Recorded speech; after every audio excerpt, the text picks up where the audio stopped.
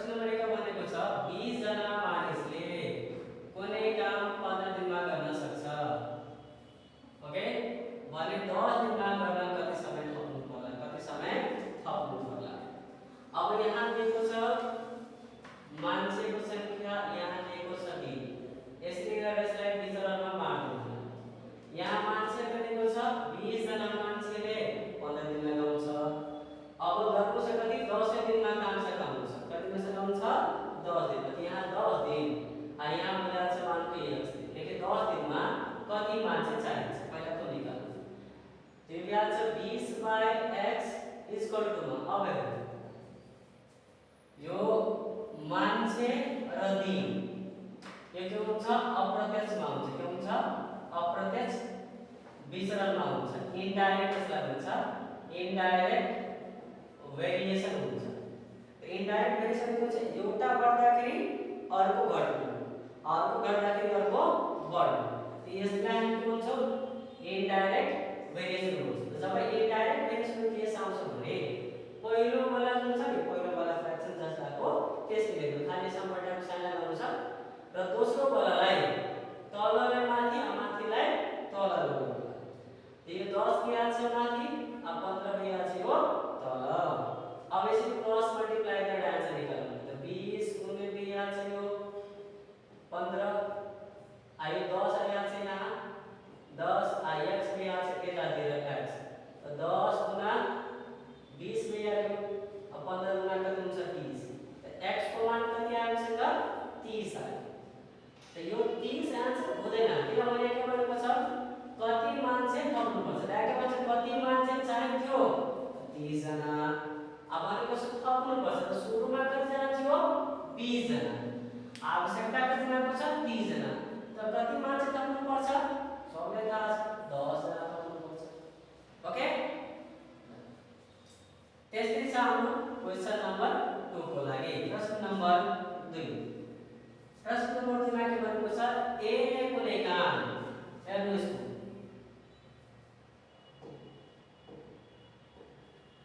यहाँ भनेको छ ए ले कुनै काम 10 दिनमा, बी ले 15 दिनमा, दुवै जना मिलेर।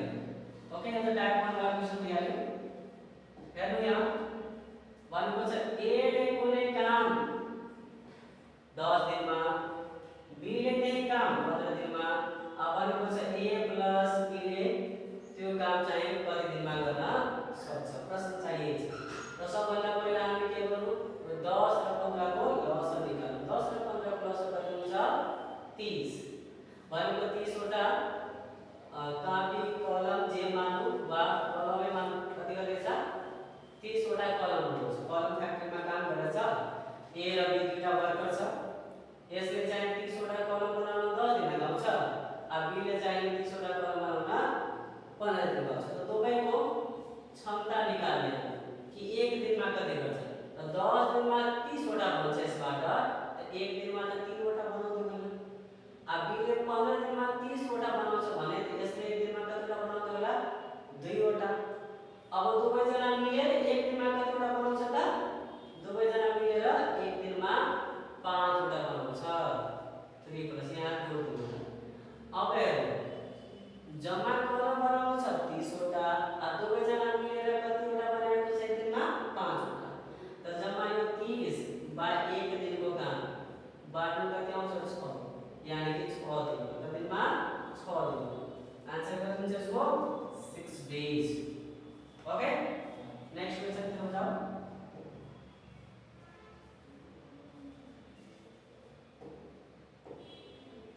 ओके, फेरि देखो 10 जना मान्छेले कुनै काम 7 दिनमा गर्न सक्छ। 10 दिनमा 10 जना मानिसले कुनै काम गर्न 7 दिन लगाउँछ। त 14 जना मानिसले कति दिन लाग्छ? यसमा डाइरेक्ट के भनेको छ? यहाँ थप्नु बढ्नु भनेको छ।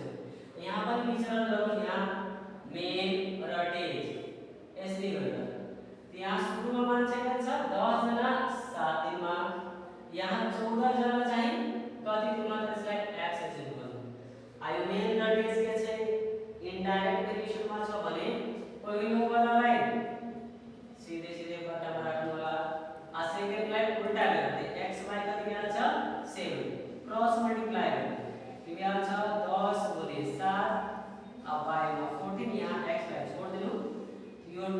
गर्छ आयो 5 ले गर्छ यानी कि कतिको चाहिँ यो 5 दिन कति आउँछ 5 दिन द आन्सर ओके अर्को क्वेशनमा पढौं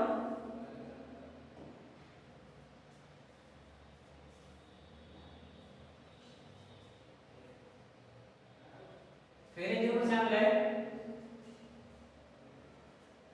रबिन विकासले रबिन प्लस होला विकास रबिन र विकासले कुनै काम 12 दिनमा गर्न सक्छ रबिनले सो काम कति दिनमा गर्न सक्छ एकले चाहिँ 3 दिनमा रबिनले एकले गर्दाखेरि 30 दिनमा गर्छ भन्छ विकासले चाहिँ एकले कति दिनमा गर्न सक्छ यही प्रश्न दिएको छ ओके त्यहाँ रबिन प्लस विकासले मिलेर काम गर्दा 12 दिनमा सकिहाल्छ रबिनले एक्लै गर्दाखेरि त्यसलाई 30 दिन लागिहाल्छ त्यसलाई हामीले के गर्नु पहिला एलसीएम लिनु दुवै जनाको लसम निकाल्नु 30 र 12 को लसम कति हुन्छ 60 30 र 12 को लसम कति हुन्छ 60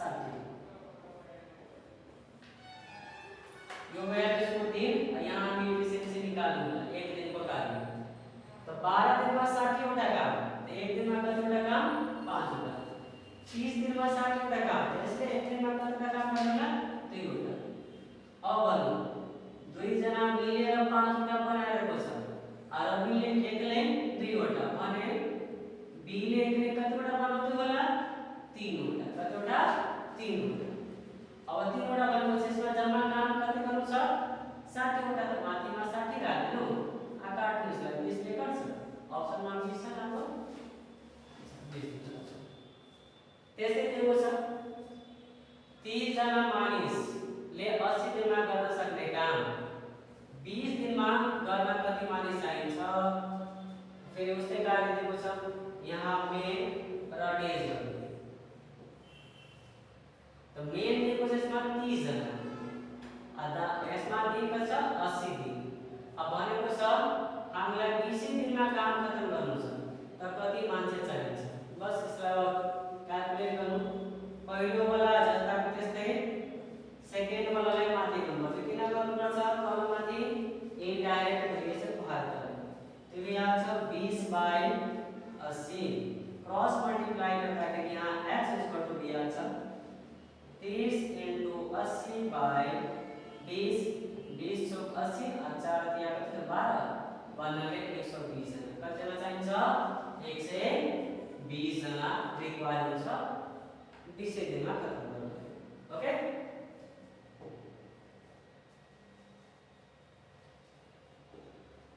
अब भनेको छ एउटा घर बनाउने काम गर्न 3 जना ज्यामीलाई 5 दिन लाग्छ त 5 जना ज्यामीलाई कति दिन लाग्छ सिम्पली क्वेशन दिएको छ यहाँ ज्यामीलाई मान्छे मान्दैनौ यहाँ डेज 3 जना 5 दिनमा अब 5 जना मानकी x दिनमा मान्छे र दिनमा के हुन्छ इनडाइरेक्ट भेरिएसन पहिला जस्तै छ त 3/5 दोस्रो वालाले तलमाथि गर्नुपर्छ हामीले त x/5 मिलिहाल्छ क्रस मल्टिप्लाई गर्दाखेरि यहाँ x हुन्छ 3/5 * 5 क्यान्सल आउट भनेको 3 दिन कति दिन लाग्छ यसलाई 3 दिन लाग्छ ओके अर्को प्रश्न जाऊ लाइक एन इंटरेस्टिंग क्वेश्चन छ भनेको छ पाइप P र Q can fill a tank इसके दिएको छ 5 and 6 hours P ले 5 घण्टामा Q ले 6 घण्टामा एउटा टंकीलाई फुल गरिन्छ सपोज मानौ यो एउटा टंकी छ यसमा दुईटा पाइप छ एउटा पाइप P मानिहालौ अर्को पाइप छ हाम्रो Q यहाँ भरिरहेको छ ओके P र Q रेस्पेक्टिभली यसलाई एकले यदि P पाइप चलायो भने 5 घण्टामा फिल गरिदिन्छ आ Q पाइपलाई मात्र खोल्यो भने 6 घण्टामा खत्म गरिदिन्छ HR भन्नाले P को क्षमता के छ P ले एकले चलायो भने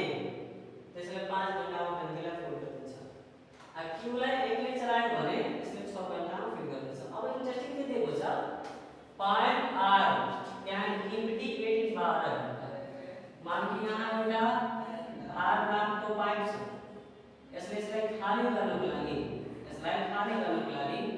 12 घण्टा लाग्छ भरेको जुन टंकी छ त्यसलाई खाली गर्न यसले कति घण्टामा खाली गर्छ 12 घण्टा अब भनेको छ if all the three pipes are open together तीनले एकैचोटी पीला पनि खोल्यो क्यूला पनि खोल्यो र आगा पनि खोल्यो एकै टाइम at a time भने then the tank will be filled तो भला यो पूरे टंकी कति घण्टामा भरिहाल्छ यहाँबाट भरिरहेछ यहाँबाट निस्कि पनि रहेको छ अब दिमाग लगाउन हामीलाई गरिस यस्तो सोच्दाखेरि लजिकली धेरै टाइम लाग्न सक्छ यसलाई एलसीएम मेथडबाट गर्नु धेरै आसान हुन्छ ओके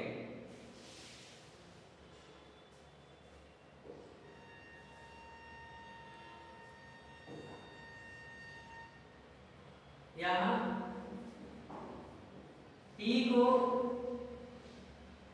आवर और D मानेको त्यसलाई P लाई कति घण्टा लागिरहेछ H आवर भनेको 5 घण्टा Q लाई 6 घण्टा र R लाई खाली गर्न कति लाग्छ 12 घण्टा तीनटै रुपे निकाल्नुला एलसीएम तीनटै एलसीएम कति आउँछ 60 आउँछ एलसीएम बनाए तो टंकीमा जम्मा कति लिटर छ 60 लिटर कति लिटर छ जम्मा टंकीमा आउने क्षमता 60 लिटर त P लाई 5 घण्टामा यो 60 लिटर भर्न समय लागिरहेको छ त्यसलाई 1 घण्टामा कति लिटर भर्न सक्छ 1 घण्टामा कति लिटर 12 Q लाई 1 घण्टामा 10 लिटर यसले 12 घण्टामा त 1 घण्टामा कति ल्यान्छ 5 लिटर पानी बन्छ वा खाली हुन्छ P पाइपले 1 घण्टामा 12 लिटर पानी भरिरहेको छ Q पाइपले 1 घण्टामा 10 लिटर पानी भरिरहेको छ र R पाइपले 1 घण्टामा 5 लिटर खाली गरिरहेको छ त्यही यो दुटै फिलअप गरेर दुवैलाई प्लस गर्नु यो दुटैलाई गर्नु छ प्लस त बन्छ 22 आइके से खाली गरेर यसलाई माइनस गर्नु यानी कि P + Q + R तीनटै जनाले बोल्दाखेरि एकैचोटी ओपन गर्दाखेरि 1 घण्टामा कति लिटर भरिरहेको छ 17 लिटर कति लिटर 17 लिटर आ जम्मा कति लिटर भर्नु छ हामीलाई 60 लिटर बस अब यो 60 लिटर बाइ 1 घण्टा मैले यहाँ यसको आन्सर यति अब यसलाई लाग्छ 60 बाइ 17 अब 60 बाइ 17 कहाँ जाएको छ 17 + 51 + 9 कति हुन्छ 60 60 बाइ 17 हुन्छ ठीक है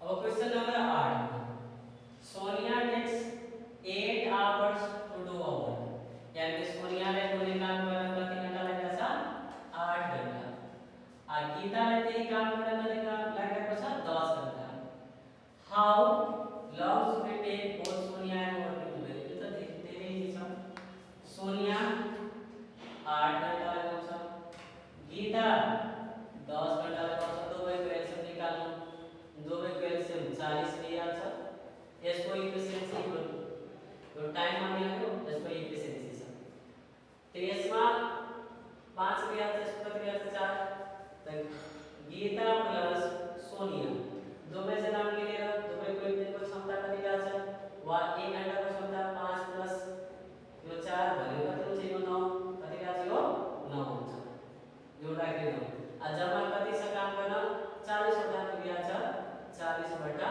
9 आन्छ अब 40 बटा 9 लाई तोड्नु छ भने यहाँ कहाँ गयो क्वेशन यही छ नि 9 चौक 36 आ 36 plus 4 40 this is the answer okay त्यस्तै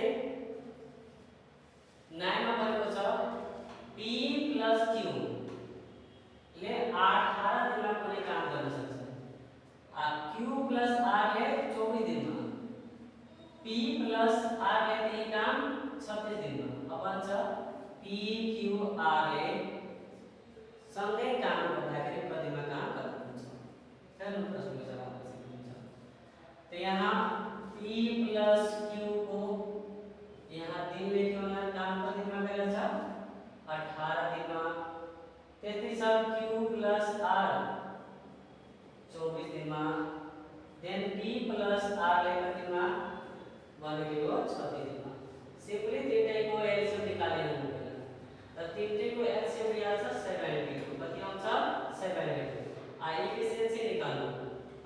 चौक 72, 24 या 72, 26 36 गुना 72 यो किलो त यतातिर यो सबैलाई जोड्नु छ किनभने यो सबैको डेज फाइल एफिसिएन्सी निकाल्नु p + q एफिसिएन्सी यति छ q + r एफिसिएन्सी यति छ सबै यतातिर त सबै दुईवटा p छ त दुईवटा p दिइहाल्छ दुईवटा q दिइहाल्छ दुईवटा r दिइहाल्छ यतातिर यो 4 + 3 + कति छ 4 + 3 + 2 भन्नाले कति आयो 4 × 7 = 9 कति आयो 9 वटा यहाँ डिवाइड गर्नु कति आउँछ 9 × 72 72/, कति आउँछ यो 9 कति आयो यहाँ 8 कति आयो 8 यहाँ 2 टाइम्स है यहाँ पनि के गर्नु 2 टाइम्स गर्नु के गर्नु 2 टाइम्स र 2 टाइम्स गर्दाखेरि कति आउँछ यो 16 दिन कति आउँछ 16 दिन अप्सनमा छ दिस इज 16 दिन आन्सर